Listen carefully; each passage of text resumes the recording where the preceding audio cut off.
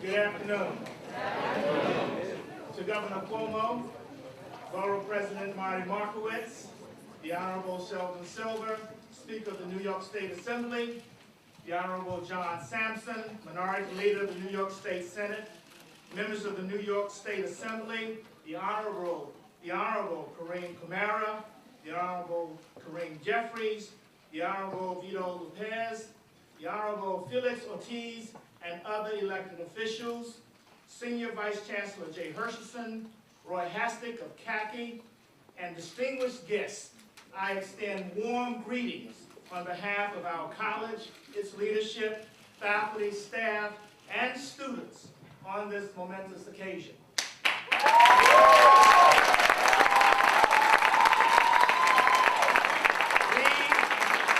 We are honored that our college has been chosen as the site for the signing of the New York Youth Works Bill into law.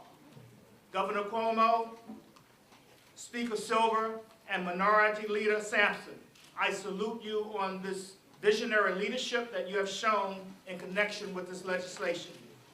There is no question that this bill holds great promise for the future of our young people in view of the dramatic changes that have taken place in our economy over the last 3 years that have created a gridlock on opportunity and growth. Like this new bill, Medgar Evers College was founded and inspired by the promise and potential of young people in this community. As an institution, we have worked diligently to provide our students with the toolkit for conquering the gridlock of disadvantage and apathy through the education provided by our teaching, community service, and academic engagement. Education empowers, education lifts, and education prompts people to aspire for more in their lives. But without the concrete opportunity of jobs, the purpose of an education can seem lost. The scriptures tells us that by works faith is made perfect. I would offer the same insight on education by works. It is made perfect. And that is one of the reasons that as a public institution, we see ourselves as a partner. We see ourselves as a partner and the resource for our public officials on initiatives such as this Youth Works Bill. A pivotal moment like this should be both celebrated and shared, Governor Cuomo, and thank you for including our college in this triumph, and thank you for including our college in this for the people of Central Brooklyn and across the state of New York.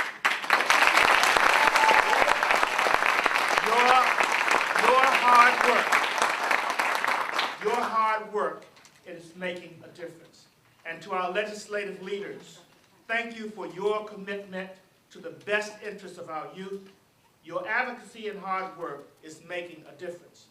And now, without further ado, I am delighted to introduce a true friend of the college, a leader in every sense of the word, an unwavering supporter of the young people of this borough and New York City, New York State Senator Minority Leader John Sampson.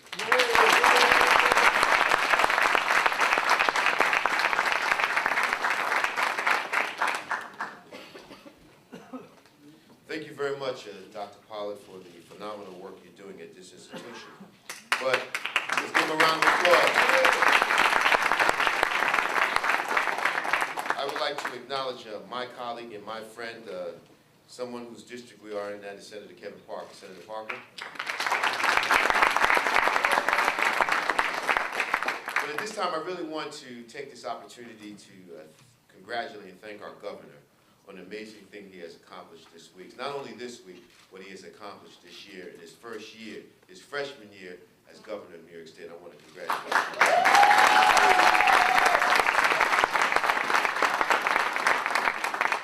Under his leadership, we enacted a bold and innovative economic plan that will create jobs, strengthen our economy, and he enacted a fairer tax code to deal with unemployment among our urban youth. For the governor to include this particular package of funding to help employ our youth really shows how committed he and his administration are to a strong urban agenda. This legislation will help our future workforce get off on the right foot. With this added tax credit, our inner-city youth will not only find employment, but gain useful training skills while at the same time stimulating the economy. Allowing our youth to start work early is extremely important in building a base for future advancement in the workforce.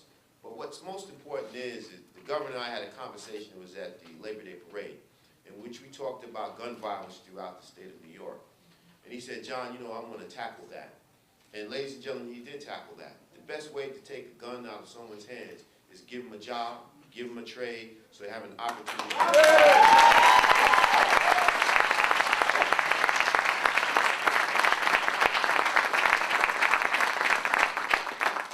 Today is the message, as our borough president, Marty Marcus, would say. He talks about how phenomenal Brooklyn is.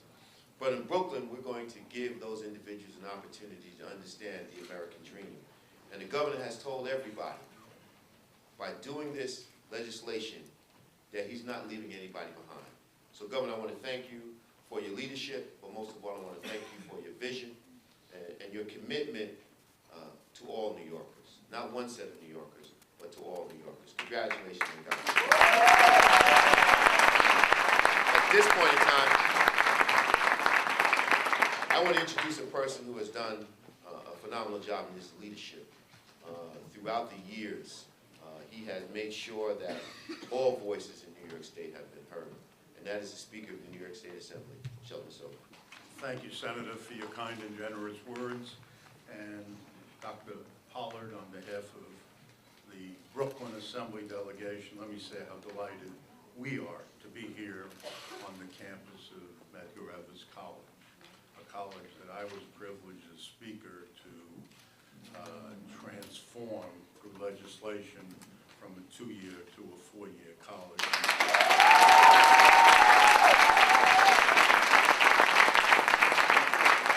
In one of my earliest years and earliest negotiations as Speaker of the Assembly many years ago. This is not only the home of the Cougars, but of several winners of science awards at the University of Maryland, Baltimore County Undergraduate Research Conference. Congratulations on that.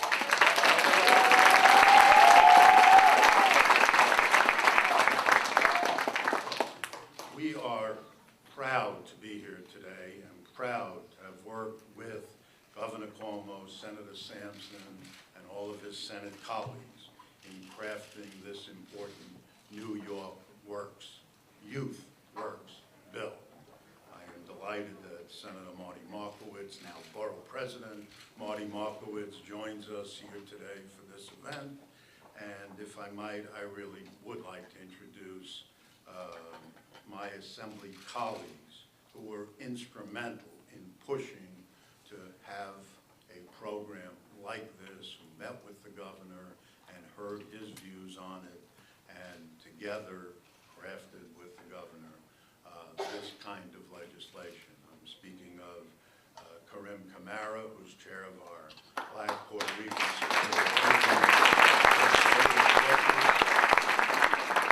and a longtime champion of working families, someone who I know we'll be hearing from as we go on into the future, Assembly Member Hakeem Jeffries.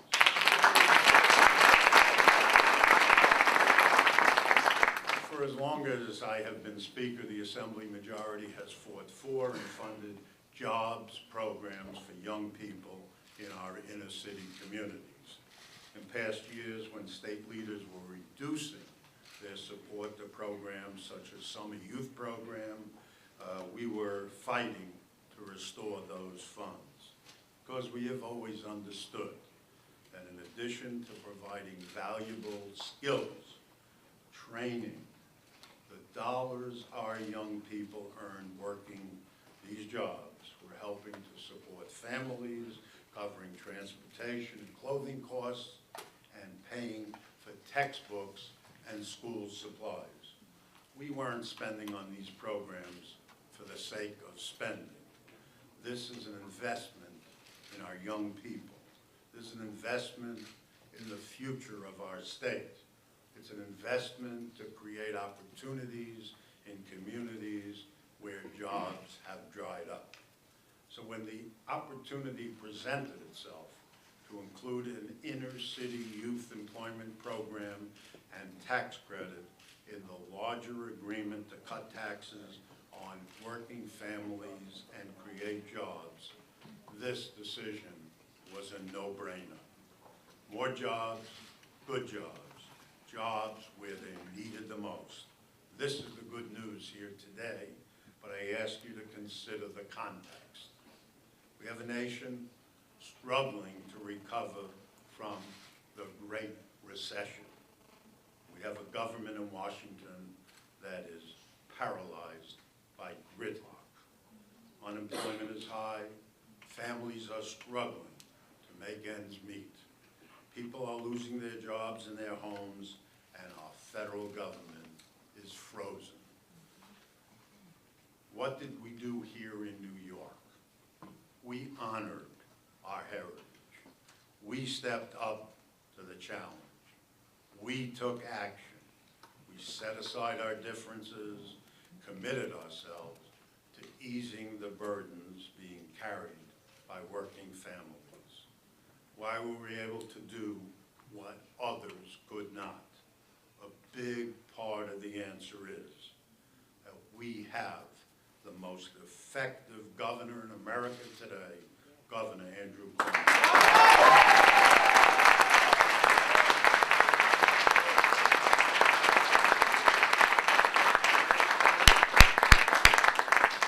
With his strong leadership and with our mutual commitment to work and to lead in a spirit of bipartisan cooperation, we have advanced a plan that creates jobs, instills fairness in our tax code, and nurtures hope and confidence in government at a time when hope and confidence is sorely needed. This is a great day for New York, and I commend the governor, my colleagues in the Assembly, and our counterparts in the Senate for working together to make it happen.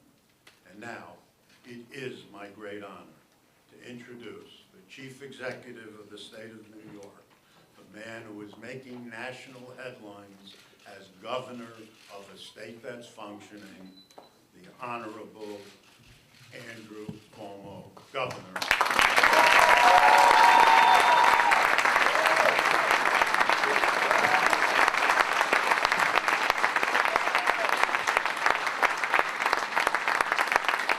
Thank you. Good afternoon, Medgar Evers Collard. First, to Dr. Pollard. Let's give him a great round of applause for his leadership. Dr. Pollard is not just a great leader, he's also a very kind man. Do you know that? Yes. Do you know what he said today? He said any student who is here today gets extra credit for being here. Let's give him a big round of applause, Dr. Pollard.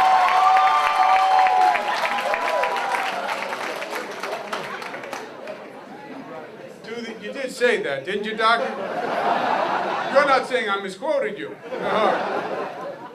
To a great public servant who is a hero of mine and many people in this room. Sheldon Silver is the Speaker of the State Assembly, which means he leads the State Assembly. And he has always brought tremendous vision to the process, and he's also brought an ability to make things happen and actually achieve progress. I think this year he has done his finest work in a truly distinguished career. Let's give him a round of applause. Speaker Sheldon Silver.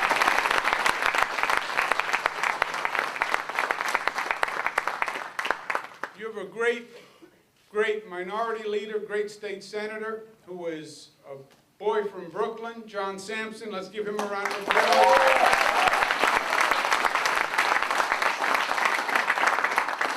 My other colleagues from Albany who are here today, who you heard introduced, I'd like to do them one more time. Ask them to stand. Senator Kevin Parker, Assemblyman Karim Kamara, Assemblyman Hakeem Jeffries, and we truly are colleagues, we truly are friends. When the Speaker says that I played a role in today, I played a role in today. But Governor of New York, you know what Governor does? Basically, Governor, you're just the person in the front office. All the real heavy lifting gets done by my colleagues here. I take the credit because when it goes bad, I get the blame. So I have no problem taking the credit when it goes well, because I'm going to get it either way. But the Speaker is exactly right. When you're looking at Washington and you're looking at the Congress that is gridlocked and they're pointing fingers one at the other and they're playing politics with each other, Democrats are blaming Republicans, and Republicans are blaming Democrats, and men are blaming women, and women are blaming men, and Northerners are blaming Southerners, and Southerners are blaming Northerners. Everybody's blaming everybody. And they're pointing fingers and nothing is happening. There's no progress. A lot of argument, a lot of debate, and no progress for the people. And the nation is suffering for years now on this economic recession, and just the length of it is making it worse. Just the length, 5 years of a slow economy. New York was a shining example of the opposite. What if you don't blame each other? What if you don't argue amongst each other? What if you don't play politics with each other? What if you work together? What if you stop shouting and you start listening and you find out how to cooperate and how to reach compromise? That's what my colleagues did. That's what this New York State Legislature did. Not just in the Assembly, but also with the State Senate. And New York made a beautiful statement. It said, we're not waiting for Washington. And we're not waiting for them to finish fighting in the Congress.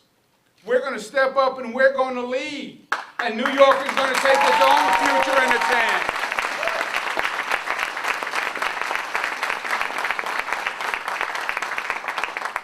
And we called a quote-unquote extraordinary session, and the legislature came back into session over the past few days, and they sat down after years of discussion, and they said, let's come up with a plan, and let's move forward, and let's do it now. And we are starting the most aggressive jobs program in the state of New York in modern political history that's going to create tens of thousands of jobs, rebuilding our roads, our bridges, making us safe and making us competitive. We did a tax cut as part of the jobs package, a middle-class tax cut from people making from $40,000 to $300,000. We reduced the tax rate. Listen to this, the middle class are going to pay a lower tax rate than any time since 1953.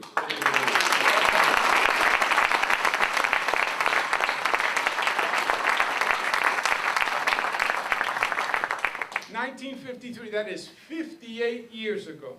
That's even older than I am, 58 years. You put that jobs package, the infrastructure package together with the tax reform, and we're going to have a real engine. But then we did something else that was truly long overdue. Because if we have an unemployment crisis in this state, in this nation, we have an unemployment crisis within the unemployment crisis. And that is the unemployment crisis for our youth, especially in our inner cities. We have an unemployment rate of about 8% in this state. We have an unemployment rate for inner city youth, 35, 40%. And this is not just this year. This is not just last year. This has been going on year after year after year. There's been a chronic unemployment problem for our inner city youth, and we haven't done enough about it, and today is a different day.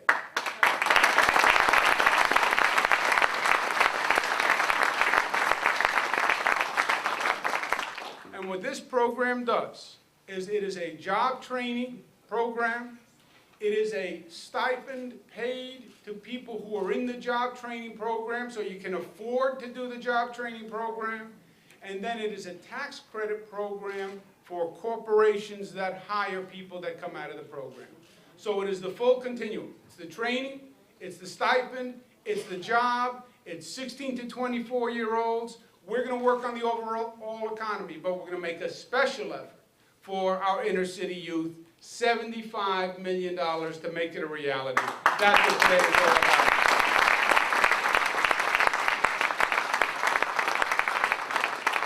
I want to thank the Speaker. I want to thank the Senate Minority Leader. I want to thank Senator Parker and Assemblyman Karim Kamara and Assemblyman Hakeem Jeffries for their leadership on this issue. They've been working on this for years and years. Today we make it a reality, and I would ask them to join me up front to actually sign the bill into law. Thank you for having me, and God bless.